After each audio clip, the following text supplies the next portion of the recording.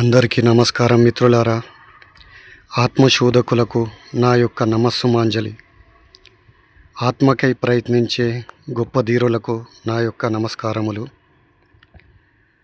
నేను పెట్టిన టైటిల్ ప్రకారం మనలో ఉన్న ఆత్మను తెలుసుకునేందుకు లేదా సత్యాన్ని లేదా దైవాన్ని తెలుసుకునేందుకు ఇక్కడ నేను దైవము, సత్యము, ఆత్మ ఈ మూడు ఒకటే పదాలు, ఒకే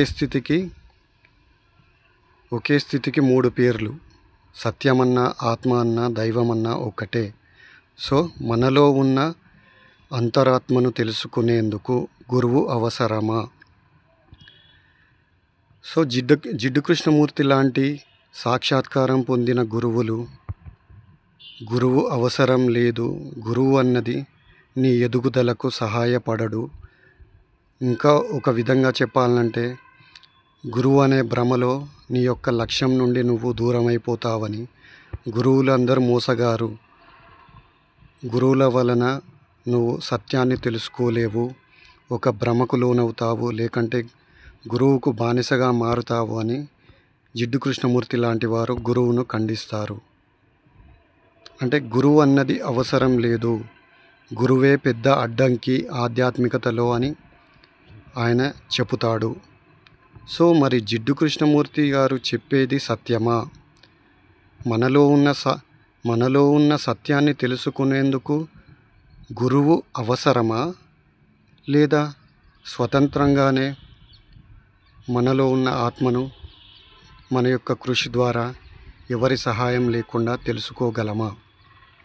అంటే గురువు సహాయం లేకుండా మనంతట మనం తనకు తానుగా తెలుసుకోగలమా? మిత్రులారా, దాని గురించి చర్చిస్తాం. జిడ్డు కృష్ణమూర్తి లాంటి సాక్షాత్కారం పొందిన మహానుభావుడు గురువు అవసరం లేదు అని చెప్పినంత మాత్రాన అదే సంపూర్ణమైన సత్యమని మనం తీసుకోవాల్సిన పని లేదు మిత్రులారా. ఎందుకంటే ఎంత గొప్ప సాక్షాత్కారం పొందిన మహానుభావుడైనా ఖచ్చితంగా అతడు కూడా కొన్ని విషయాల పట్ల సంపూర్ణమైన అవగాహన ఉండకపోవచ్చు. సంపూర్ణం సాక్షాత్కారం పొందినంత మాత్రాన అతడికి అన్ని విషయాల పట్ల వాటిలో ఉన్న సత్యాలు తెలుస్తాయి అనుకోవడం మన యొక్క భ్రమ. ఈవెన్ బుద్ధునికి కూడా కొన్ని విషయాల పట్ల అవగాహన ఉండకపోవచ్చు. సాక్షాత్కారం పొందినవాడు అఫ్కోర్స్ సాక్షాత్కారం పొందిన వాడికి చాలా విషయాలు తెలుస్తాయి, కానీ అన్నీ తెలుస్తాయనే భ్రమలో మనం ఉండకూడదు. అప్పుడప్పుడు వారు కూడా కొన్ని విషయాల పట్ల అంతగా అవగాహన ఉండకపోవచ్చు. మిత్రులారా, జే కృష్ణమూర్తి లాంటి సాక్షాత్కారం పొందిన మహాపురుషులు గురువు వలన మోసపోయే ప్రమాదం ఉంది. అంటే సాధకులు, ఆధ్యాత్మికతలో సాధకుడు గురువు వలన నష్టపోయే ప్రమాదం ఉంది. ఎందుకంటే గురువు అన్నవాడు మోసగాడు అని గురువు అనే వ్యవస్థను ఆయన ఖండించాడు. మరి ఇది సత్యమా? అఫ్కోర్స్ 100%లో 99% జిడ్డు కృష్ణమూర్తి గారు చెప్పిన గురువు అన్నది అడ్డమని చెప్పిన విషయం చాలా సత్యం. గురువు వలన నువ్వు మోసపోతావు, కానీ అది 99% మాత్రమే సత్యం. 1% మాత్రం ఆ స్టేట్మెంట్ రాంగ్. జిడ్డు కృష్ణమూర్తి గారు గురువుకు వ్యతిరేకంగా చెప్పింది అది అసత్యము అని చెప్పలేము, అలాగే సంపూర్ణంగా మొత్తం సత్యము అని చెప్పలేము. 99% సత్యం, ఒక 1% ఆయన సరిగ్గా అవగాహన చేసుకోలేదు గురువు అనే విషయంలో. ఇది ఖచ్చితంగా చెప్పగలను నేను మాత్రమే కాదు, ఓషో కూడా అదే చెబుతాడు. ఎందుకంటే ఇప్పుడు జిడ్డు కృష్ణమూర్తి గారు చెప్పిన ఆధ్యాత్మికతలో గురువు వలన మోసపోతావు, అనేక భ్రమలకు లోనైపోతావు, లేకుంటే గురువుకు ఒక బందీగా, గురువు శిష్యుడు అనే భ్రమలో అంటే సాక్షాత్కారం పొందకుండా ఒక భ్రమలో జీవిస్తావు, తద్వారా నీ యొక్క లక్ష్యం దెబ్బతింటుంది అని జిడ్డు కృష్ణమూర్తి చెప్పింది 99% సత్యం. అంటే అది మోసపూరితమైన గురువుల విషయంలో అది సత్యం. ఎందుకంటే ప్రపంచంలో గురువులు 99% మోసగాళ్ళే. 99% మోసగాళ్ళే ఉన్నారు. ఆధ్యాత్మికత పేరు మీద, ఆత్మ పేరు మీద, అనేక రకాల ధ్యాన సాధనాల పేరు మీద ప్రజలను మోసం చేసే దుర్మార్గులు, గురువు అనే వేషం ఎత్తుకునే దుర్మార్గులు ఉన్నారు. సో ఆ ఉద్దేశంలో జిడ్డు కృష్ణమూర్తి గారు గురువు అన్నది చాలా ప్రమాదకరం అని చెప్పడంలో అది 99% సత్యం. కానీ ఒక రమణ మహర్షి లాంటి గురువు విషయంలో జిడ్డు కృష్ణమూర్తి యొక్క స్టేట్మెంట్ చాలా తప్పు. ఒక రామకృష్ణ పరమహంస లాంటి గురువు, ఆయన విషయంలో గురువు అవసరం లేదు అనే జిడ్డు కృష్ణమూర్తి యొక్క స్టేట్మెంట్ తప్పు. ఎందుకంటే మోసపూరితమైన గురువులను, సాక్షాత్కారం పొందిన రమణ మహర్షి లాంటి, రామకృష్ణ లాంటి గురువులను ఒక తాటి కింద చేర్చలేము. అంటే ఇద్దరిని ఒకే తాటి కింద కట్టలేము. 99 మంది గురువులు మోసగాళ్ళు ఉన్నంత మాత్రాన 100వ గురువు నిజమైన గురువు మోసగాడు అనడంలో అర్థం పర్థం లేనిది అది. అంటే 99 మంది దొంగలు ఉన్నారనుకుందాం, ఒక వ్యక్తి నిజమైన వాడు మంచివాడు ఉన్నాడు అనుకుందాం. అటువంటి అప్పుడు 99 మంది మోసగాళ్ళు ఉన్నారు కాబట్టి ఆ 100 మందిని ఎవరైతే ఒక వ్యక్తి మంచివాడు ఉన్నాడో ఆ ఒక్కని కూడా ఆ 99 మంది దుర్మార్గులతో దాంట్లో కలిపి అతడు కూడా దుర్మార్గుడు అనడంలో అర్థం పర్థం లేనిది. అంటే గురువులు 99% దొంగలు ఉన్నంత మాత్రాన 100% దొంగలే అనడంలో అది అసత్యం, అది అవగాహన రాహిత్యం. జిడ్డు కృష్ణమూర్తిది 99% నిజం, 1% ఆయనది రాంగ్. సో 99 మంది దుర్మార్గపు గురువులలో ఆయన చెప్పే విషయం సత్యం. కానీ రమణ మహర్షి లాంటి అత్యున్నతమైన గురువు ఖచ్చితంగా ఆధ్యాత్మికతలో, అంటే మనలో ఉన్న ఆత్మను తెలుసుకోవడంలో అటువంటి గురువులు సహాయపడతారు. వారి యొక్క బోధనలు కానీ, వారి యొక్క ఆధ్యాత్మికతకు చూపించిన మార్గం ఖచ్చితంగా మనలో ఉన్న సత్యాన్ని తెలుసుకునేందుకు ఉపయోగపడుతుంది. సో మిత్రులారా, గురువులందరూ దొంగ కాదు, అలాగని గురువులందరూ పరిపూర్ణులు కాదు. గురువులలో మోసపూరితమైన గురువులు ఉన్నారు, ఉన్నతమైన రమణ మహర్షి లాంటి సాక్షాత్కారం పొందిన మహాపురుషులు ఉన్నారు. కానీ సంఖ్య తక్కువ. నిజమైన గురువు 1% మాత్రమే ఉన్నారు, 99 మంది మోసగాళ్ళు ఉన్నారు. సో మోసగాళ్ళ సంఖ్య ఎక్కువ. ఆ ఉద్దేశంలో ప్రజలు మోసపోతున్నారు కాబట్టి జనాలు భ్రమల్లో, మోసపూరితమైన గురువులు చెప్పే బోధన వలన ఒక విధమైనటువంటి ఊహల్లో, భ్రమలలో తమలో ఉన్న సత్యాన్ని తెలుసుకోకుండా ఆ ఊహల్లో బ్రతుకుతున్నారు. కాబట్టి అటువంటి సంఘటనలు జరుగుతున్నాయి. కాబట్టి ఆ ఉద్దేశంలో జిడ్డు కృష్ణమూర్తి గారు చెప్పిన ఆధ్యాత్మికతలో గురువు అన్నది అవసరం లేదు అనే స్టేట్మెంట్ రైట్. అంటే దొంగ గురువుల విషయంలో రైట్, కానీ నిజమైన గురువుల విషయంలో మాత్రం రాంగ్. సో ఇక్కడ నేను చెప్పదలుచుకున్నది ఏమిటంటే, నిజమైన గురువు ఆధ్యాత్మికతలో సహాయకారి. మోసపూరిత గురువు వలన నీ యొక్క సమయము, నీ యొక్క కాలమంతా వృధా అవుతుంది, నీ యొక్క లక్ష్యం చెడిపోతుంది. నువ్వు అనేక భ్రమలకు లోనై నీ లక్ష్యం నుండి నువ్వు దూరం అవుతావు ఖచ్చితంగా. సో ఇక్కడ నేను చెప్పదలుచుకున్నది ఏమిటంటే, జిడ్డు కృష్ణమూర్తి గారు చెప్పింది, ఆయన చెప్పింది సత్యమే. ఎందుకంటే ఇటువంటి మోసగాల వలన వారు చెప్పే అర్థం పర్థం లేని విషయం, ఆధ్యాత్మికత పేరు మీద చేసే మోసాల వలన, వారు ఆడే నాటకాలు, వాళ్ళు తొడుక్కునే ముసుగుల వలన అటువంటి దొంగ గురువుల విషయంలో జిడ్డు కృష్ణమూర్తి గారి యొక్క బోధన ఉపయోగపడుతుంది. ఖచ్చితంగా నిన్ను మేల్కొల్పుతుంది.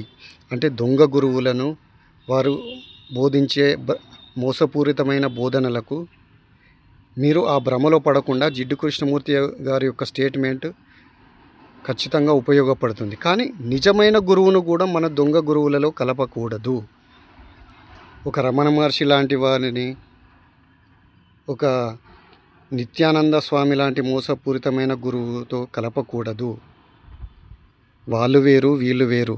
ఉన్నతమైన గురువు వేరు, నీచమైన ప్రజలను ఆధ్యాత్మికత పేరు మీద మోసం చేసే గురువులు వేరు. సో నేను చెప్పదలుచుకుంది ఏమిటంటే, ఇక్కడ జిడ్డు కృష్ణమూర్తి గారు మొత్తం గురువులందరూ మోసగాళ్ళే, గురువు వలన ఆధ్యాత్మికంగా ఎదగలేము అనే స్టేట్మెంట్ అది మొత్తం తప్పు, సగం మాత్రమే సత్యం. సో ఇక్కడ నేను చెప్పదలుచుకున్నది ఏమిటంటే, ఆధ్యాత్మికతలో మరి దొంగ గురువు నిజమైన గురువుని ఎలా కనుక్కుంటావు? సో కనుక్కునేందుకు మార్గము ఒకటే మార్గం మిత్రులారా. మీరు ఆ గురువు దగ్గరికి వెళ్ళినప్పటికీ, ఆ గురువుతో మీరు కొన్ని రోజులు ట్రావెల్ చేసినప్పటికీ అతడు ఎటువంటి వాడన్న అంచనా మీ అంతటి మీరుగానే వేయాలి.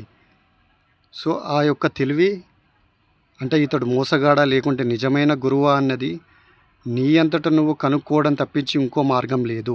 ఒకవేళ నువ్వు కనుక్కోలేదా, ఆ మోసపూరితమైన గురువు వాడి యొక్క భ్రమలో నువ్వు పడ్డావా, ఖచ్చితంగా నీ యొక్క సమయం వృధా అవుతుంది. ఖచ్చితంగా నువ్వు దానికి నీ సమయం ఖర్చు చేయాల్సి ఉంటుంది.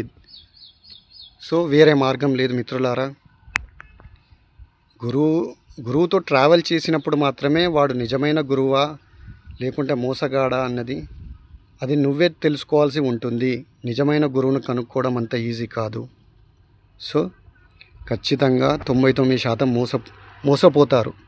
ఎందుకంటే 99% మంది దొంగ గురువులే ఉన్నారు కాబట్టి ఒక రమణ మహర్షి లాంటి గురువును కనుక్కోవడం అసంభవం. ఎందుకంటే నీకు ముందు నిజమైన గురువు ఏమిటన్న అవగాహన నీకే లేదు. నీకు ఆత్మను తెలుసుకోవాలి, నాలో ఉన్న అంతరాత్మను దర్శించాలనే తపన ఉంటే, అది కోరిక బలంగా ఉంటే, ఇంకో విధంగా చెప్పాలంటే గురువే నీ దగ్గరికి వస్తాడు.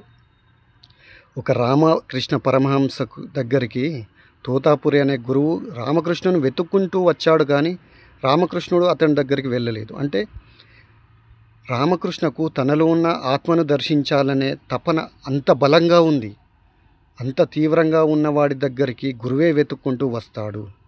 సో నీకు నిజమైన గురువు దొరకాలంటే ముందు నీకు తెలుసుకోవాలనే తపన, నీలో అంతరాత్మను, నా ఆత్మను, నాలో ఉన్న సత్యాన్ని, నాలో ఉన్న దైవాన్ని, ఈ మూడు ఒకటి మిత్రులారా. సో ఆ స్థితిని తెలుసుకోవాలనే తపన నీకు బలంగా ఉంటే గురువే నిన్ను వెతుక్కుంటూ వస్తాడు.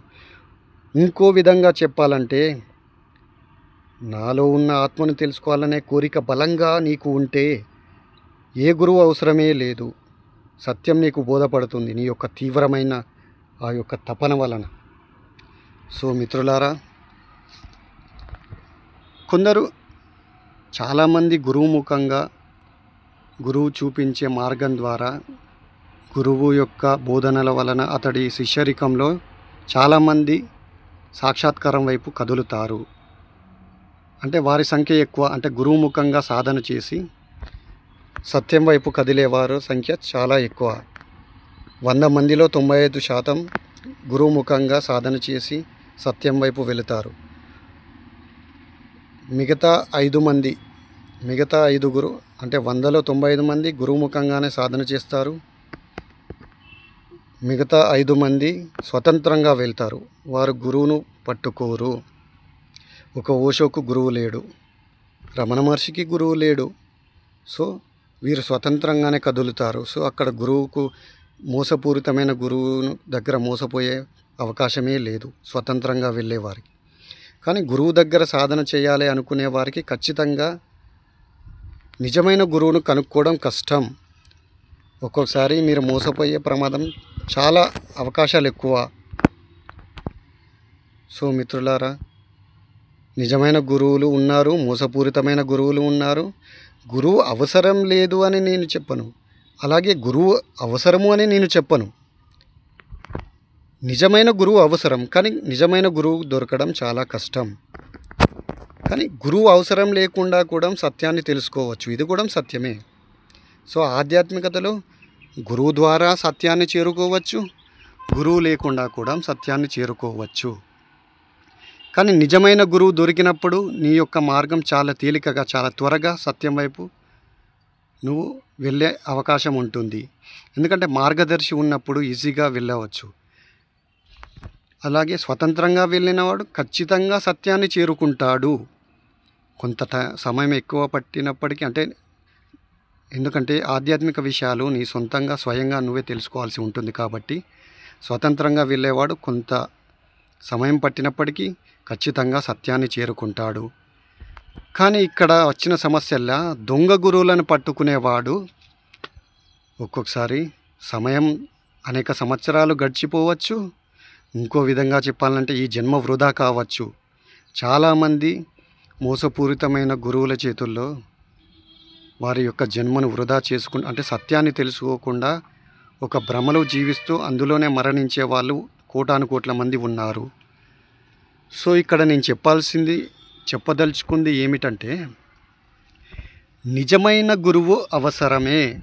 అలాగే స్వతంత్రంగా వెళ్ళడం వలన కూడా సత్యాన్ని సాధిస్తావు. కానీ మోసపూరితమైన గురువు చేతిలో పడితే మాత్రం ఖచ్చితంగా నువ్వు నష్టపోయే ప్రమాదం ఉంది. సో ఆ నష్టాలను చూడడం వల్లనే జిడ్డు కృష్ణమూర్తి లాంటి వారు గురువులందరూ దొంగలు అనే స్టేట్మెంట్ ఇచ్చాడు. అంటే ఆ యొక్క నిర్ధారణకు వచ్చాడు. కానీ ఆయన యొక్క స్టేట్మెంట్ 99% సత్యం, 1% అబద్ధం. రమణ మహర్షి లాంటి గురువుల విషయంలో అది అసత్యం. సో అందరినీ అలా ఎలా అంటావు? కానీ మోసపూరితమైన గురువుల విషయంలో జిడ్డు కృష్ణమూర్తి గారిది అక్షర సత్యం. ఎందుకంటే స్వయంగా జిడ్డు కృష్ణమూర్తి గారే తన పసితనం నుండి ఒక డిసిప్లిన్, ఒక గురువు సమక్షంలోనే ఆయన అనేక హింసలకు అంటే అనేక శిక్షణలు గురువు దగ్గరనే, చాలామంది గురువుల దగ్గర అనేక శిక్షణలు అతడికి, అతడి తమ్ముడికి నిత్యానందకు ఇవ్వడం జరిగింది. సో ఆ డిసిప్లిన్స్ వలన అతడిలో ఒక విధమైనటువంటి విసుగు, పొద్దున్నే లేవాలి, పొద్దున్నే చన్నీటి స్నానం, ఇటువంటి డిసిప్లిన్స్ ఆధ్యాత్మిక శిక్షణ ఇవ్వడం వలన గురువులంటే చిన్నప్పటి నుండి ఇంకో విషయం చెప్పాలి. అటువంటి డిసిప్లిన్స్ వలన కృష్ణమూర్తి గారి యొక్క తమ్ముడైనటువంటి నిత్యానంద అటువంటి ఒత్తిడిల వలనే అతని యొక్క ఆరోగ్యం చెడిపోయింది. దానివల్లనే అతడు మరణించాడు, తీవ్రమైన క్రమశిక్షణ వలన. సో ఆ సంఘటన వలన జిడ్డు కృష్ణమూర్తి తన యొక్క తమ్ముడు మరణించడం వలన, ఈ గురువులు ఈ యొక్క శిక్షణ వలనే మరణించాడు అనే ఆ బలమైన ఆ సంఘటన ఆయన మనస్సులో నాటుకొని పోవడం వలన, సో తన అంతర్గతంగా ఎక్కడనో గురువులకు వ్యతిరేకత భావన కలిగింది ఆయన. సో తన జీవితాంతం గురువులకు వ్యతిరేకంగానే ఖండించాడు ఆయన. అఫ్కోర్స్ దొంగ గురువుల విషయంలో ఆయన చెప్పింది అక్షర సత్యం.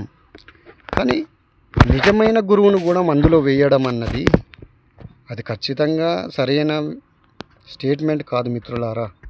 గురువు అవసరం లేదు, గురువులందరూ దొంగలు అనే స్టేట్మెంటు సంపూర్ణమైన సత్యం అయితే కాదు. సో మిత్రులారా, జిడ్డు కృష్ణమూర్తి యొక్క స్టేట్మెంటు 99% సత్యం, 1% అసత్యం. సో మీరు గురువు ద్వారా సాధన చేయాలనుకుంటున్నారా, లేకుంటే స్వతంత్రంగానే వెళ్ళాలనుకుంటున్నారా అన్నది మీ యొక్క నిర్ణయం. నేను మాత్రం స్వతంత్రంగానే చేశాను, సాధించాను కూడా. సో మీరు కూడా అది మీ ఇష్టం. స్వతంత్రంగా చేసినా సాధించవచ్చు, గురువుముఖంగా చేసిన ఆత్మసాక్షాత్కారాన్ని చేరుకోవచ్చు. కానీ గురువుల విషయంలో మాత్రం నువ్వు నిజమైన గురువును కనుక్కోవడంలో చాలా సమయం వృధా అవుతుంది, చాలా కష్టం. సో మిత్రులారా, ఏ మార్గం ఎంచుకోవాలన్నది గురువు ద్వారానా లేకుంటే స్వతంత్రంగా అన్నది అది మీ యొక్క ఇష్టంపై ఆధారపడి ఉంటుంది. సో ఈ రోజుకి ఇంతే మిత్రులారా, ధన్యవాదాలు. నా యొక్క వీడియో మీరు మొదటిసారి చూస్తున్నట్టయితే లైక్ చేయండి, షేర్ చేయండి, సబ్స్క్రైబ్ చేసుకోండి. ధన్యవాదాలు.